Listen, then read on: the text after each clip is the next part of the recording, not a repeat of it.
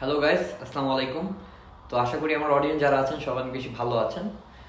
তো এখন যে ভিডিওটা আমি যে ভিডিওটা মেক করার বেসিক্যালি রিজনটা হচ্ছে যে আপনারা যারা নতুন এইচএসসি শেষ করবেন বা এইচএসসি শেষ করেছেন অলরেডি, তাদের বাইরে আসার ক্ষেত্রে কি কি জিনিস আপনারা প্রথম অবস্থায় আপনারা দেশ থেকে করে আসতে পারেন, সেটা এক্সট্রা কারিকুলাম বা এক্সট্রা যেই জিনিসগুলো আপনার মধ্যে থাকাটা ভালো।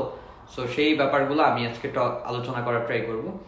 সো ফার্স্ট অফ অল, যারা এইচএসসি শেষ করবেন বা এইচএসসি শেষ করেছেন, যারা অ্যাব্রোডে আসতে ইচ্ছুক, তো সেটা যেই কান্ট্রি হোক, ইউরোপ, আমেরিকা, ইউএসএ, দেন কানাডা বা অস্ট্রেলিয়া, যেই দেশেই আপনারা আসতে চান, তো সবার আগে আপনারা যখন এইচএসসি তে আপনারা থাকাকালীনই বা এইচএসসি বা ইন্টার সেকেন্ড ইয়ারে থাকার সময় আপনারা আইএলসটা আইএলসে আমি আপনাদেরকে পার্সোনালি সাজেস্ট করতেছি না যে আপনারা এইচএসসি শেষ না করে আইএলসের কোচিং করতে চলে যান।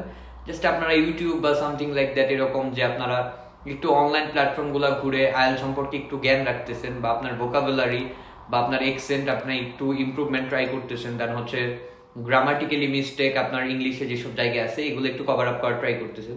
সো এগুলো যদি আপনি বাসায় করতে পারেন, দেন এটা আপনি যখন আইএলসে আপনি মেন আইএলসে বসবেন, সো মেন আইএলসের যে মডিউলগুলো আপনি কমপ্লিট করবেন, ইভেন রিডিংটায় সবাই কম বেশি অনেক বেশি ট্রাভেল ফেস করে রিডিংটায়। সো রিডিং এর ব্যান্ডের প্রবলেমগুলো কভার আপ হয়ে যাবে, দেন রাইটিংটাও আপনি ধীরে ধীরে হয়ে যাবে। দেন হচ্ছে আপনি যদি লাইক ইংলিশ যেই বা ইংলিশ যে ড্রামা সিরিয়াল বা হচ্ছে আপনার যদি আমরা এটাকে কি বলি, লাইক টেলি শো বা টক শো যেগুলা ইভেন ইংলিশ বা ব্রিটিশ অ্যাকসেন্টের, এগুলো যদি ফলো আপ করেন, সো অনেকটা কাভার আপ হয়ে যাবে আপনার আইএলসটা। কারণ নর্মালি বাংলাদেশ থেকে যখন স্টুডেন্টরা আসে, দেখা যায় যে প্রথমবার তার আইএলস দিলে মোটামুটি দেখা যায় অন এভারেজে 5.5 চলে আসে। সো প্রথম অবস্থায় 5.5 দিয়ে ফাউন্ডেশন ছাড়া তারা মেন প্রোগ্রামে অ্যাপ্লাই করতে পারে না। সো আপনারা সবার আগে ওয়ার্কআউট করবেন যে আপনি এইচএসসিতে থাকা অবস্থায় আপনার আইএলস স্কোরটা যেন আপনি নিজে মোটামুটি আইএলসের জন্য এলিজিবল হওয়া আস্তে আস্তে করে শুরু করেন, গ্রামার থেকে শুরু করে ইচ এন্ড এভরিথিং, যেন পরবর্তীতে মেন আইএলস যেন আপনার একবার ডিলে হয়ে যায়। সো এই ক্ষেত্রে আপনার টাইম কনজিউম করে আপনি সুন্দরভাবে একটা ইনটেকের জন্য আপনি প্রিপারেশন নিতে পারছেন। দেন সেকেন্ড যে জিনিসটা, আপনারা দেশ থেকে আসার আগে ট্রাই করবেন, যারা মোটামুটি সবারই তো মোটামুটি এইচএসসি লেভেলে গেলে বাংলাদেশের ন্যাশনাল আইডি হয়ে যায়। সো সো ট্রাই করবেন আপনারা যে ড্রাইভিংটা শিখে আসার, কজ এখানে আসার পর অনেকগুলো অপরচুনিটি পাবেন। আপনি যদি অ্যাজ আ ইন্টারন্যাশনাল স্টুডেন্ট হিসেবে আপনি ড্রাইভ করতে পারেন, সো ড্রাইভ করলে আপনি আর্নিংসের অনেকগুলো ওয়ে আপনি পাবেন। তারপরে হচ্ছে আপনার ইভেন অনেক অনেক প্ল্যাটফর্ম আছে যাদের ইন্টারন্যাশনাল, আপনি এখানে আসার পর আবার আপনার লাইসেন্সটা আপনি just as a international license আপনি কনভার্ট করে নেবেন, বা বাংলাদেশ থেকে ইন্টারন্যাশনালটা নিয়ে আসলেও আপনি এখানে কনভার্ট করতে পারবেন। That's it. So licence plus হচ্ছে আইএলস, এই দুইটা জিনিস আপনারা সবসময় মাথায় রাখার ট্রাই করবেন প্রথম অবস্থায়। আর হচ্ছে সাবজেক্ট সিলেকশন, আপনাদের প্রিভিয়াস আপনি সায়েন্স কমার্স যে রিলেটেড সাবজেক্টে আপনি হন না কেন, আপনি ট্রাই করবেন যে এখানে আসার পর আপনার সাবজেক্ট রিলেটেড বা আপনার সায়েন্স ব্যাকগ্রাউন্ড থেকে ধরলাম আপনি আসছেন, সো আপনি ইঞ্জিনিয়ারিং বা যেই সেক্টরে আপনি যান, আপনার যেন মোটামুটি 60 থেকে 70% মার্ক ওই সাবজেক্টগুলোতে থাকে, লাইক ফিজিক্স, কেমিস্ট্রি, ম্যাথ, এসবের কথা যদি আমি বলি। সো মোটামুটি 60 to 70% মার্ক থাকলে আপনার সাবজেক্ট চুজ করতে গেলে ওরা অ্যাকচুয়ালি ডাউট করবে না যে আপনি রিয়েল স্টুডেন্ট কিনা।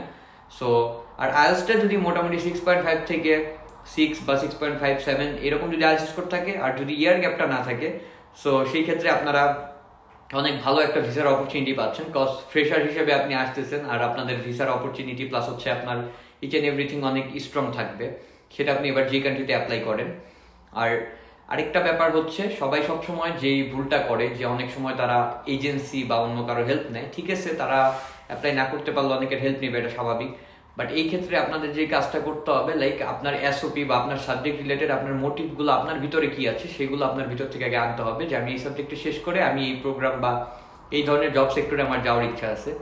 এগুলো নিয়ে আপনার এসওপিটা আপনি নিজে মেক করার ট্রাই করবেন। সো যখন নিজে মেক করতে পারবেন, সো আপনার মধ্যে কনফিডেন্স লেভেলটা অনেক বেড়ে যাবে। ইভেন ভিসা ইন্টারভিউ থেকে শুরু করে যদি ইউনিভার্সিটিও আপনার ইন্টারভিউ নেয়, সো সেই ক্ষেত্রে আপনি অনেক কনফিডেন্ট থাকবেন ভিসা পাওয়ার ক্ষেত্রে। সো এই ব্যাপারগুলো সবাই মাথায় রাখবেন। আর হচ্ছে আইএলস এর কথাটা তো বললাম, এটাই সবার আগে ম্যান্ডেটরি জিনিস, প্লাস হচ্ছে driving licence, each and everything. So আশা করি এইসব জিনিসগুলো প্রথম অবস্থায় যদি আপনারা ওয়ার্কআউট করতে পারেন, সো আপনাদের ভিসা বা আদার্স কোনো ব্যাপার নিয়ে আপনাদের ট্রাভেল ফেস করতে হবে না। সো আশা করবো যে এইভাবে যদি আপনারা মানে ডে বাই ডে এইচএসসির পর যদি একটু টাইম স্পেন্ড করে ওয়ার্কআউট করেন এসব বিষয়গুলোতে, সো বাইরে আসার আগে অনেকগুলা ব্যাপার আপনার ফ্লেক্সিবল হয়ে যাবে। তো এই ছিল যারা নতুন নতুন এইচএসসি দিবেন বা এইচএসসি যারা শেষ করেছেন তাদের জন্য এই পরামর্শগুলো আশা করি আপনাদের উপকারে আসবে। আর আপনারা আমার সঙ্গে থাকবেন। নেক্সটে আবার অন্য কোনো ভিডিও নিয়ে আপনাদের সঙ্গে আমার আবার দেখা হবে ইনশাল্লাহ। বাই।